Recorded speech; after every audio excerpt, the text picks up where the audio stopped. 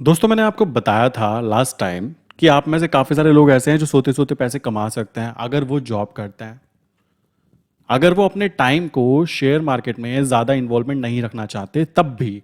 आप कहेंगे कैसी बातें कर रहे हो, मैंने आपको बोला था कि इसका केवल एक ही ऑप्शन है जो कि है ऑप्शंस। शेयर मार्केट में ऑप्शंस के अंदर बहुत सारे लोग ऐसे हैं जो कि काम तो करते हैं बट काम करते हैं ऑप्शन बाय करने का। रीज़न बड़ा सिंपल सा होता है कि वहाँ पे फंड की रिक्वायरमेंट कम होती है वगैरह वगैरह, जो मैं बता चुका हूँ। आज मैं बात करूंगा कि भाई किस तरीके से पता करें कि अगर हम किसी भी ऑप्शन के अंदर काम कर रहे हैं और स्पेशली हम ऑप्शन को बाय नहीं सेल करके चल रहे हैं तो उसके अंदर कौन कौन सी चीजें होती हैं। देखो बहुत ध्यान से समझना, मैं बात पहले भी एक्सप्लेन कर चुका हूं कि आपको कॉन्सेप्ट्स अगर एक बार क्लियर हो गए देन काफी सारे लोग क्या करते हैं, पेपर ट्रेड करने के लिए सॉफ्टवेयर ढूंढते रहते हैं। मैं कहता हूं उनकी जरूरत नहीं पड़ने वाली है। रीजन बड़ा सिंपल सा है, जरूरत इसलिए नहीं पड़ेगी क्योंकि आप उस प्रीमियम को देखते ही समझ जाओगे कि भाई यहां पे कितना प्रॉफिट बन सकता है और कितना लॉस हो सकता है। आज हम बात करेंगे ऑप्शन सेलिंग में कितनी प्रीमियम हम लोगों को रिसीव हो सकती है, बहुत ही ईजी वे में समझेंगे। और किसी भी ऑप्शन की प्रीमियम के अंदर क्या चीजें होती है, देखो दो चीजें काउंट होती है। First will be time value, जो कि आपने सुना भी होगा कि ऑप्शन बायर टाइम वैल्यू के साथ अगेंस्ट होता है, ऑप्शन सेलर को टाइम वैल्यू रिसीव होती है। तो ये क्या फंडामेंटल कॉन्सेप्ट है उसको समझाता हूं। तो सबसे पहली चीज क्या होगी एक किसी भी प्रीमियम में, उसके टाइम वैल्यू। सेकंड चीज बात आ जाती है इंट्रिंसिक वैल्यू, उसकी एक्चुअल वैल्यू क्या है। अगर मैं बोलूं कि आज इस समय उस चीज की क्या वैल्यू है, सोचो कोई चीज है ही नहीं और उसकी वैल्यू क्या होगी, आप सोचने की बात कहोगे कैसी बातें कर रहे हो। जी हाँ, मैं आपको समझाता हूं कैसे। देखो ये सारी चीजें ना बहुत ही कॉन्सेप्चुअल चीजें होती हैं, बुक से समझने में बहुत ज्यादा कॉम्प्लिकेटेड हो जाती हैं। बट मैं जानता हूं कि भाई ये चीजें बहुत ईजी ही हैं बट हम लोगों को मुश्किल बनाकर दिखाई जाती है ताकि लोग क्या करें, डरें कि इस चीज में एंटर नहीं करना। आप कहोगे कैसी बातें कर रहे हो, जी सच है, कैसे समझो। मान लीजिए मैं कोई भी एग्जांपल के तौर पे, पहले मैं एग्जांपल लेता हूं एक स्टॉक के बारे में, देन मैं बात करूंगा करेंसी के बारे में कि कितना प्रॉफिट कितनी चीजों पर बन जाता है। सबसे पहले मैं एग्जांपल के लिए लेता हूं कोई स्टॉक है, मान लो जिसका वैल्यू 100 रुपीज अभी चल रहा है। आज अगर मैं बात करूं, जब मैं काम कर रहा हूं 8 तारीख है, ठीक, तो आज के दिन इसका जो प्राइस है वो 100 रुपीज है और ये मेरे फ्यूचर का प्राइस है। तो कॉमन सी बात है, यहां पे क्या क्या चीजें हो सकती हैं। First condition will be market जो है आने वाले समय में, मान लो एक्सपायरी है, एक्सपायरी मतलब इस पर्टिकुलर कॉन्ट्रैक्ट में काम होना बंद हो जाएगा। पहली चीज तो आपको ये बात समझनी है कि अगर हम बात करें ना तो एक्सपायरी क्या है। एक्सपायरी का मतलब बेसिक लैंग्वेज में अगर मैं बोलूं, बहुत ही लोकल बात में, तो ये समझिए कि क्या होता है शेयर मार्केट में। जैसे मान लो मैं एसबीआई शेयर की बात कर रहा हूं, तो एसबीआई में क्या होगा, नॉर्मल आदमी क्या करेगा, इक्विटी में काम करेगा।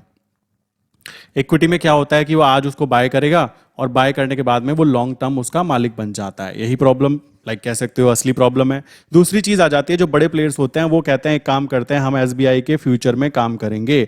तो जो फ्यूचर होते हैं वो 3 महीने आगे तक के अवेलेबल होते हैं। अगर हम बात करें स्टॉक्स या निफ्टी या बैंक निफ्टी की, तो मान लीजिए अभी अक्टूबर चल रहा है, तो अक्टूबर नवंबर एंड दिसंबर 3 महीने आगे तक के कॉन्ट्रैक्ट नोट में काम कर सकते हैं। अगर मैंने क्या किया, मैंने अक्टूबर मंथ के फ्यूचर कॉन्ट्रैक्ट नोट में काम किया, तो फ्यूचर की एक्सपायरी होती है कि उस दिन तक ही उस कॉन्ट्रैक्ट नोट में काम हो सकता है। देखो इससे आसान लैंग्वेज में मैं नहीं समझा सकता हूं। आई विश की यहां तक की बातें क्लियर हो गई होगी कि एक्सपायरी का मतलब कोई ज्यादा रॉकेट साइंस नहीं है कि भाई इस कॉन्ट्रैक्ट में, इस पर्टिकुलर कॉन्ट्रैक्ट में केवल इस तारीख तक काम होगा। अब सोचो मैं नवंबर का लेता तो नवंबर मंथ के अंत तक में काम होता, मान लीजिए 31 नवंबर की बात करें। अभी एक्सपायरी जो है अलग अलग टाइमिंग पे होती है, ये बात ध्यान रखना। इसी तरीके से मैं दिसंबर चूज करता तो मेरे पास में टोटल 2 से 3 महीने होते उस कॉन्ट्रैक्ट नोट में काम करने के लिए। तो पहली बात तो ये हो गई। अब हमने बोला कि भाई 100 रुपीज का एक शेयर है तो उसके साथ क्या क्या चीजें हो सकती हैं। फर्स्ट कंडीशन क्या होगी कि वो ऊपर की तरफ चला जाएगा। दूसरी कंडीशन क्या होगी, वो नीचे गिर जाएगा जो फ्यूचर का प्राइस है हमारा। तीसरी कंडीशन होगी मार्केट साइडवेज हो जाएगी। हम चाहते हैं कि हम ऐसी चीजें करें जो हमें सोते सोते पैसे कमा कर दे, तो उसके लिए हम लोगों ने ऑप्शन सेलिंग को चूज किया। अब होगा क्या, ध्यान से समझना। सबसे जरूरी बात होगी कि मार्केट जब ऊपर की तरफ जाएगी तो हम कहते हैं भाई मार्केट ऊपर की तरफ जाने वाली है, तो कहां तक जा सकती है। मैं कहता हूं भाई 120 से ऊपर वो नहीं जा सकती। कब तक, मैंने बोला भाई सबसे पहले मैं अक्टूबर की बात कर लेता हूं, देन नवंबर की बात कर लेता हूं, देन दिसंबर की बात आ जाएगी।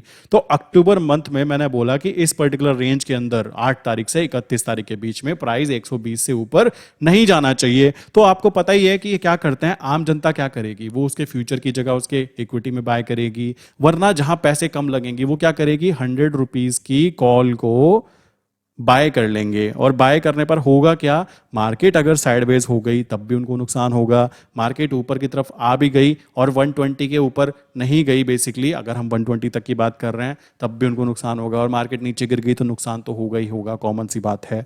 तो इस कंडीशन में करना क्या चाहिए, देखो इस कंडीशन में ऑप्शन सेलिंग अगर करनी है तो आपको ये बात ध्यान रखनी है कि मान लो 120 की मैं कॉल की बात कर रहा हूँ, तो अभी क्या है, अभी हमारा प्राइस कहाँ पर खड़ा है, 100 पे खड़ा है। तो अगर 120 की कॉल का प्राइस मान लो 12 पॉइंट है, अगर उसका प्राइस 12 पॉइंट्स है, सो इसके अंदर अभी ध्यान देने की बात है कि इसके अंदर टाइम वैल्यू कितनी है और प्लस इंट्रेंसिक वैल्यू कितनी है। टाइम वैल्यू ध्यान से देखो, तो अगर मैं 8 तारीख में आज खड़ा हूं ना यहाँ पे, और मैं देखता हूं भाई आज हमारे फ्यूचर का प्राइस 100 रुपीज चल रहा है, और मैं कहता हूं कि मुझे 120 की कॉल को बाय करना है या सेल करना है। अभी हम ऑप्शन के ऊपर नहीं जा रहे हैं, मेन चीज है इसमें क्या क्या चीजें होती हैं वो समझना।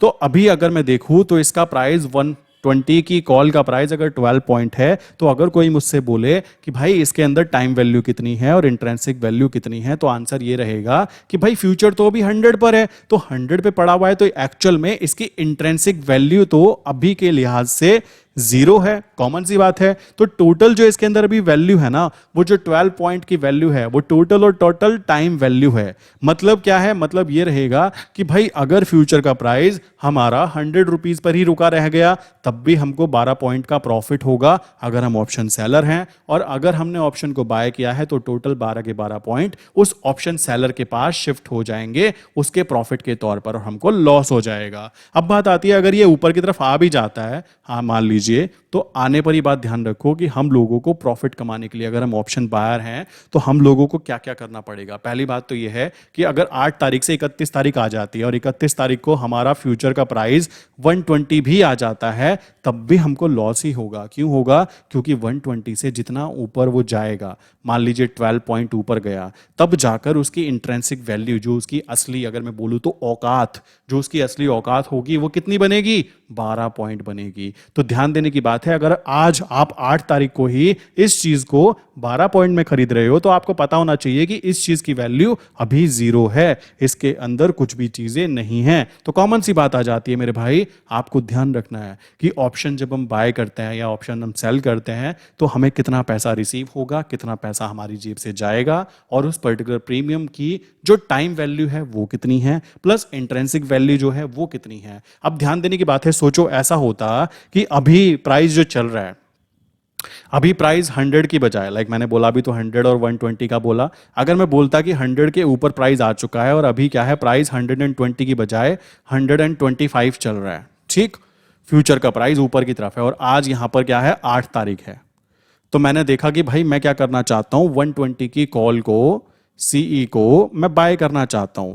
सो उस कंडीशन में ध्यान देने की बात है, अगर यहां पर हम 120 की कॉल को बाय करना चाहते हैं और फ्यूचर का प्राइस हमारा यहां पर चल रहा है जो कि 5 पॉइंट अप है ऑलरेडी, अगर आज हम देखें तो 120 की कॉल का प्राइस मान लीजिए 17 पॉइंट है, ठीक, तो हम लोगों को कैलकुलेशन बहुत इजीली समझ में आ जानी चाहिए कि भाई देखो 120 से ऊपर फ्यूचर का प्राइस 5 पॉइंट ऊपर है, तो जो ये 5 पॉइंट है ये हमारी इंट्रेंसिक वैल्यू हुई। बाकी जो यहां पे 12 पॉइंट्स हैं उसकी बात करें तो वो टोटल हमारी टाइम वैल्यू हुई। अगर मार्केट 8 तारीख आज है, 31 तारीख आने पर एक्सपायरी है, अगर मार्केट आज मार्केट एक्सपायर हो जाए 120 के ऊपर, तो जो इस पर्टिकुलर प्रीमियम का प्राइस है वो 5 पॉइंट पर आकर रुक जाएगा। क्यों रुकेगा, क्योंकि उसकी असली वैल्यू, असली औकात जो है उसकी वो 5 पॉइंट ही है। आप उसको 17 पॉइंट में खरीद रहे हो ये मानकर कि ये अभी 120 से ऊपर की तरफ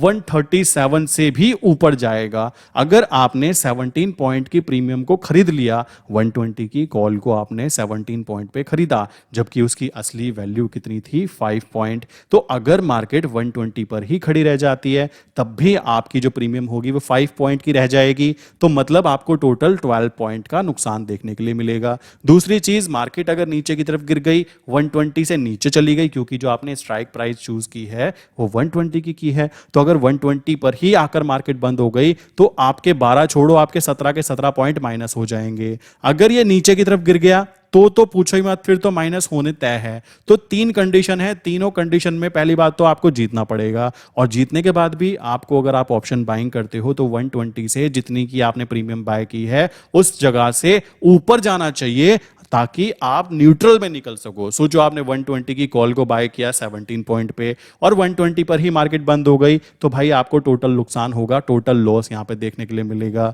मार्केट नीचे गिर गई मेरे भाई तो भी आपको टोटल नुकसान होगा, टोटल लॉस देखने के लिए मिलेगा। मार्केट अगर ऊपर आ भी गई और 137 तक भी आ गई तो भी आप जीरो लॉस पर निकलने वाले हो, क्योंकि आपने जो 17 पॉइंट का प्रॉफिट गेन किया, मतलब 120 से 137 तक, वो प्रॉफिट तो आपने ऑलरेडी पेमेंट कर चुके हैं ना, 17 पॉइंट तो आपने ऑलरेडी पे किए हुए हैं। तो आपको, अगर आप ऑप्शन बायर हो, अगर आपको यहां पे प्रॉफिट कमाना है तो आपको ये ध्यान रखना है कि जहां की स्ट्राइक प्राइस आपने बाय की है, लाइक मान लो 120 की, तो 120 में जो आपने बाय किया है मान लो 17 पॉइंट, तो इस 17 पॉइंट को इसमें जोड़ लो और उससे ऊपर जितना मार्केट जाएगी वो आपका एक्चुअल प्रॉफिट काउंट होगा। समझ रहे हो? तो ये है प्रॉब्लम अगर हम ऑप्शंस के अंदर ऑप्शन बायर बनते हैं। अब ऑप्शन सेलर की बात की जाए तो उसका अलग गेम चालू हो जाता है, वो बातें मैं भी नहीं करना चाहूंगा यहाँ पे। आई विश कि आपको ये बात तो क्लियर हो गई होगी इस छोटी सी क्लिप के अंदर कि किस तरीके से आप कैलकुलेट करोगे कि टाइम वैल्यू कितनी है और इंट्रेंसिक वैल्यू कितनी है। जिस इंसान को ये आइडेंटिफाई करना आ गया तो बेसिकली वो इंसान मार्केट में प्रीमियम को देखते ही आइडेंटिफाई कर लेगा कि मेरी जेब में पैसा आएगा कितना और मेरी जेब से पैसा जाएगा कितना। इतनी सी बात अगर किसी के दिमाग में बैठ गई, लाइक उसको समझ में आ गया कि कैसे काम किया जाता है, देन आप जो वो सॉफ्टवेयर यूज करते हो कि कितने की प्रीमियम थी, कितने का रिसीव हुआ, कितने का चला गया, ये फालतू की चीजें करना छोड़ दोगे और प्लस देखते ही पता लग जाएगा कि भाई इसके अंदर मुझे इतनी प्रीमियम रिसीव होने वाली है और इतना मेरा लॉस हो सकता है। ये बातें बहुत इजी हैं, बट मेन चीज है कि लोग यहाँ पे कॉपी पेन रजिस्टर लेके बैठ जाते हैं कि प्रीमियम कैलकुलेशंस कर रहे हैं। भाई कॉमन सी बात है, आप खुद बुद्धि का सदुपयोग करोगे तो आप इस छोटे से कैलकुलेशन को देखते ही समझ जाओगे कि भाई मुझे यहाँ पे कितनी प्रीमियम रिसीव होने वाली है और कितनी प्रीमियम मेरी जेब से जाने वाली है, कितने मेरा थ्रेशोल्ड वैल्यू आना चाहिए जहां तक इसको मिनिमम जाना ही पड़ेगा, और उसके ऊपर जितना वो ऊपर जाएगा उस हिसाब से मेरा वहां पे प्रॉफिट कैलकुलेट करके मेरे सामने निकल कर आएगा।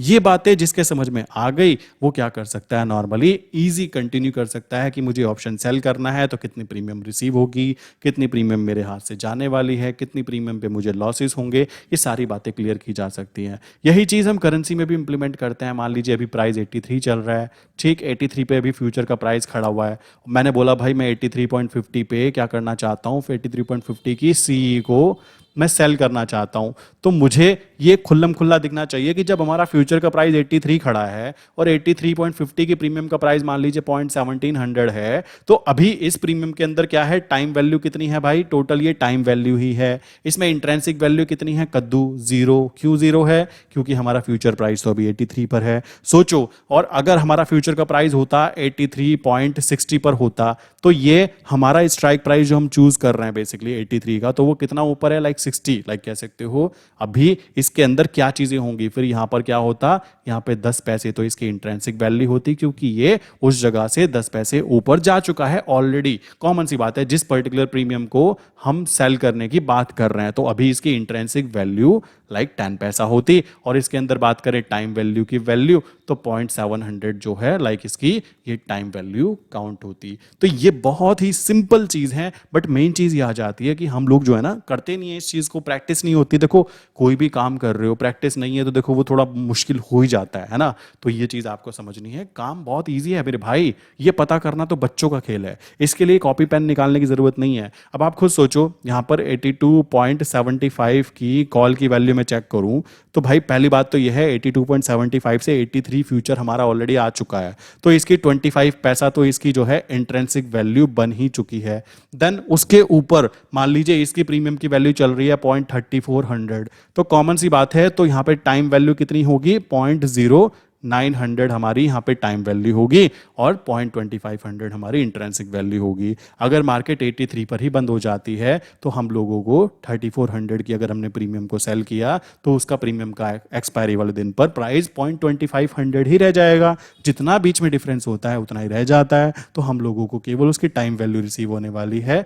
फ्यूचर के अंदर जो इंट्रेंसिक वैल्यू उसकी ऑलरेडी बन चुकी है उसके अंदर हमें कुछ भी नहीं मिलने वाला। तो ये कैलकुलेशंस बहुत सिंपल हैं। आई विश यार ये छोटी सी वीडियो के अंदर मैंने ये बात आपको क्लियर करने की कोशिश की होगी। ये चीज़ मैं प्रैक्टिकल भी आपको करके दिखाऊंगा। अभी की बात थी कि बहुत ही ईजी वे में समझाने की बात थी, तो आई विश मैंने ये बातें आपको क्लियरली समझा दी होगी। फिर भी किसी के माइंड में कोई क्वेश्चन है तो वो क्या कर सकता है, नंबर है 9837482890। सेकंड नंबर है 8077521043। इनमें से किसी भी नंबर पे आप हाई करके मैसेज कर सकते हो, मेरी टीम आपको रिप्लाई कर देगी। प्लस आप क्या कर सकते हो, डिस्कॉर्ड सर्वर ज्वाइन कर सकते हो, नीचे मैंने लिंक दी है डिस्कॉर्ड ज्वाइन करने की। प्लस आप में से अगर कोई भी इंसान नया है शेयर मार्केट में, वो बेसिकली कंटिन्यू करना चाहता है, तो नीचे मैंने बेस्ट 3 डीमेट अकाउंट्स की लिंक दी हुई है। उनमें से किसी भी एक के साथ अगर आप अपना अकाउंट ओपन करते हो देन आप इजीली ग्रुप के अंदर कंटिन्यू कर सकते हो, जहाँ पे हम लोग पेपर ट्रेड प्लस लेवल्स कैसे काम करते हैं, क्या चीज़ें करनी है एजुकेशनल पर्पज़ के लिए वहाँ पे शेयर किए जाते हैं। ठीक है, सो मिलते हैं नेक्स्ट इंपॉर्टेंट वीडियो के अंदर दोस्तों।